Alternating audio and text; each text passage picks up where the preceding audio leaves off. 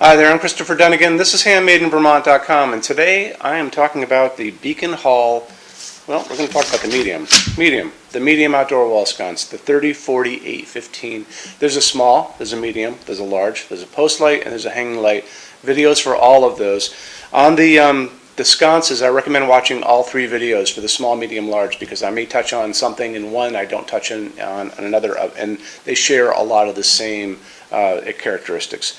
So why don't we get into the size of the fixture to begin with. This is 17.6 inches, and that's from the bottom of the fixture to the top of the fixture itself, and sometimes that's the back plate. So it's overall height, 8.9 inches wide, 9.4 inches projection. The mounting height is going to be, and that's where the junction box, this 4-inch junction box is going to be, is 6.2 inches from the bottom of the fixture. The back plate is 4.9 by 5, so that beautifully fits over this.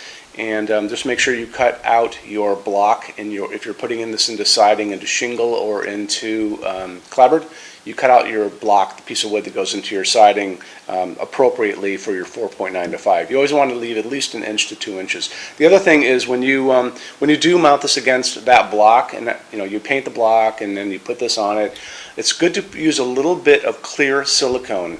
It's the same stuff you use for like sealing up around bathtubs and that kind of stuff. And you just want to put a little bead all the way around where the back plate meets the block. And what you're trying to do is you're trying to keep water from getting back in there. It's not going to affect our fixture. What it does is it gets into those nuts, and sometimes the water will kind of get into the wires and hit those wires and get into the nuts and actually just cause rust. So that rust can travel down the side of your house, and you don't want that. So a little bit of clear silicone around that will save the day. Why don't we move on? So let's get into glass on this. So there's really one type of glass. You're going to have a very thick, clear, hand-blown box of glass, and then inside of that you're going to have an opal glass diffuser. And opal is a white glass. It isn't the shape, but it's this type. So you have a white glass diffuser. It's opaque, so it's hiding the fixture. You're not going to be able to see the bulb inside. And it just acts like a diffuser inside of that piece of clear glass, which is a beautiful piece of glass on its own. It's all this glass is hand blown. After that, why don't we talk about lamping? And you're going to have a couple things going on here. So it's the incandescent version, which almost 100% of you guys are going to end up buying in the end, is going to be using this porcelain socket. It's a medium-based socket, very easy, screw in, nothing magic about it. And you can go up to 100 watts for incandescent, but if you want to put in your own LED, this is just a regular screw-in LED. You'll notice there's a lot of new ones out there that are called phosphorus LEDs. They have this kind of orange thing in the middle of it, these little bars. These glow when light comes through. So any of these are going to work for you. There's no limit to what kind of LED you put in this. You can put in a dimmable LED. You can put in a photovoltaic LED if you wanted to. You can put in 120 watt equivalent LED. That's like an A21 bulb. This is an A19 bulb, the one most of us grew up with. Those 60 watt bulbs are this size. And this beautifully fits into the glass, as does the larger version. So you can get a ton of light out of this with LEDs if you guys want to. And LEDs come in different color temperatures. So the 2700 Kelvin is the warmer one. The 3000, 4000 Kelvin is the cooler one, that bluish daylight. On the box we'll have this like line with the little numbers on them and a little arrow kind of showing what that light bulb is. So just make sure when you're buying it, you buy the kind of bulb you want for the light coming out of it. Now let's talk about different people. Like in the state of California, they have this thing called Title 24 compliancy. And if you're building a brand new house or you're renovating and you're pulling permits, they'll often make you do these dedicated LEDs. So this is a GU24 LED and has these two little prongs at the top, and this socket has those two little holes that allow for this just to snap right in like that. And these are more expensive. The bulbs are more expensive in the future. I think this only ships in 3000K, which is the colder light. So you only really have to do this if you have to. And there may be some circumstances outside of California where they're requiring, your homeowners association might be requiring this just so you can't put in an incandescent bulb. But these are available, so just contact me, sales@HandmadeInVermont.com, if you are in that situation where you have to do this. The 99.9% of you out there who don't have to do that, you're just going to order the incandescent version of this and put in your own nice screw-in light bulb. LED bulb, or whatever bulb, really. You can put in CFLs if any of you guys are still using those too. So why don't we talk about, there's a couple other fixtures that go with this. In addition to their 3 sizes of this fixture, there's also a post light, which is here, and you can order our post, the 3-inch round post, or you can use your own 3-inch round post. There's also a hanging fixture, and that one is here for you to check out. And these they all have their own pages on our website and their own videos, so you can kind of check those out as well. After that, why don't we talk about materials and what these are made out of and the finishes that go on top of them. So if you're on our website, HandmadeInVermont.com, midway down on the left-hand side, there's a finishes help guide. Click on that for me.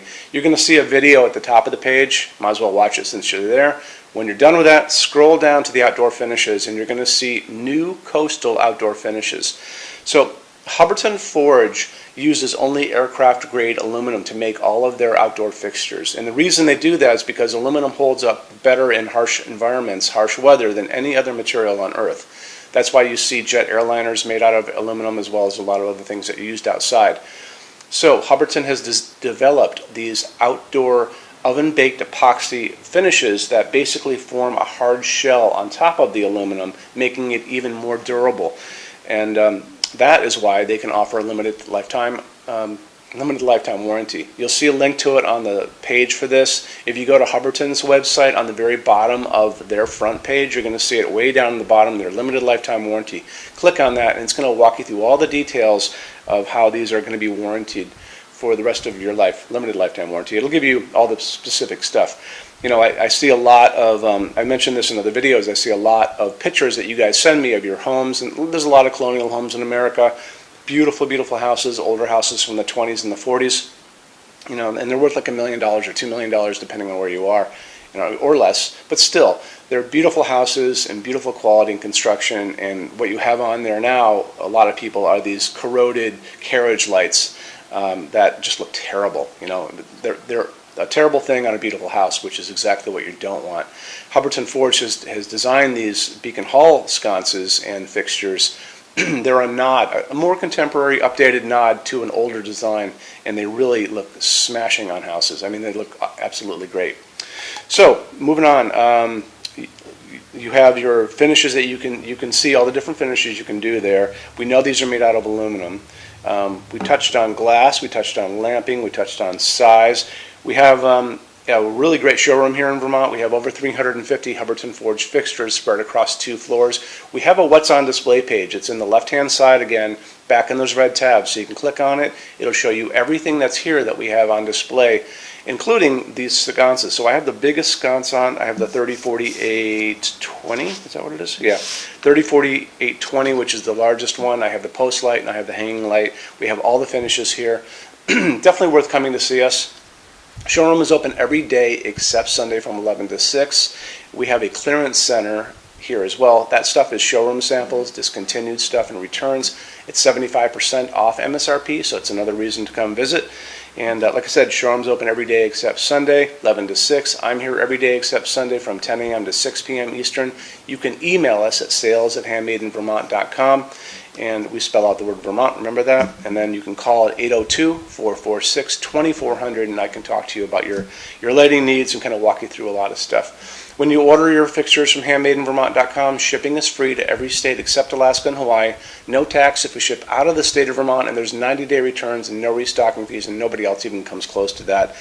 Some larger items can't come back. Those are usually big things on pallets, so we always tell you about that ahead of time. And we offer a rush program. So rush takes you from Hubbardton Forge's 3 to 4 weeks in production down to a little under 2 weeks. It's very inexpensive, and it's per line item. So if you have multiples, the same thing, but you have like 2 or 3 or 4, that's one line item, and it's very cheap to rush this through. So you can always drop a quick email, and I'll tell you about that too. So I think that wraps things up. If you guys have any questions, let me know. If I missed anything, please give me a call or email, okay? Thanks for stopping in today. We'll talk to you guys soon. Bye-bye.